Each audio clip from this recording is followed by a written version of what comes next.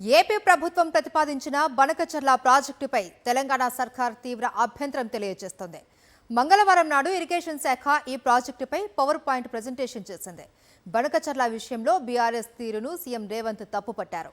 ఏపీలో చంద్రబాబు ప్రభుత్వాన్ని, ఇక్కడ కాంగ్రెస్ ప్రభుత్వాన్ని బదనాం చేయాలి అని బీఆర్ఎస్ ప్రయత్నిస్తోందని రేవంత్ విమర్శించారు. ఆంధ్రప్రదేశ్ ప్రభుత్వం గోదావరిపై నిర్మిస్తున్న పోలవరం నుంచి కృష్ణా నదీ పరివాహకంలోని బనకచెర్ల దగ్గర ఒక ప్రాజెక్టు నిర్మించడానికి ప్రతిపాదించింది. ఇందుకు సంబంధించిన రిపోర్ట్ను కేంద్ర జలవనరుల శాఖ, ఆర్థిక శాఖలకు ఏపీ ప్రభుత్వం పంపించింది. అయితే బనకచెర్ల ప్రాజెక్టు ప్రతిపాదించినప్పటి నుంచి తెలంగాణ ప్రభుత్వం దాన్ని తీవ్రంగా వ్యతిరేకిస్తోంది.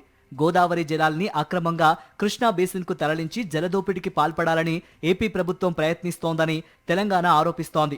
కేంద్రం దగ్గర తన అభ్యంతరాలను తెలియజేసింది. మంగళవారం నాడు బనకచెర్ల ప్రాజెక్టు వల్ల తెలంగాణకు కలిగే నష్టాలను వివరించడానికి తెలంగాణ ఇరిగేషన్ శాఖ పవర్ పాయింట్ ప్రెజెంటేషన్ ఏర్పాటు చేసింది.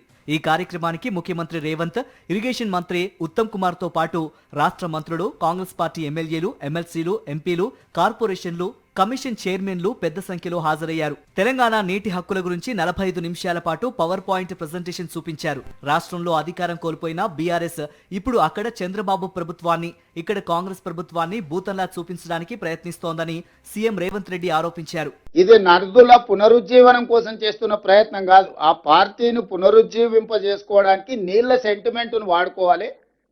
ఈ నీళ్ల సెంటిమెంటే తిరిగి మళ్ళీ పార్టీని బతికిస్తుంది.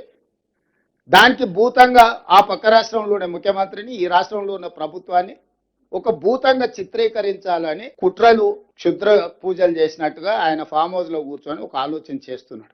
బనకచెర్లపై తెలంగాణ ప్రభుత్వం లేవనెత్తిన అభ్యంతరాల వల్లే కేంద్రం ఏపీకి తిరిగి పంపించిందని ఇరిగేషన్ శాఖ మంత్రి ఉత్తమ్ కుమార్ రెడ్డి చెప్పారు. ఈ ప్రాజెక్టు ఖర్చు 82,000 కోట్లుగా ఏపీ ప్రతిపాదించిందని వివరించారు.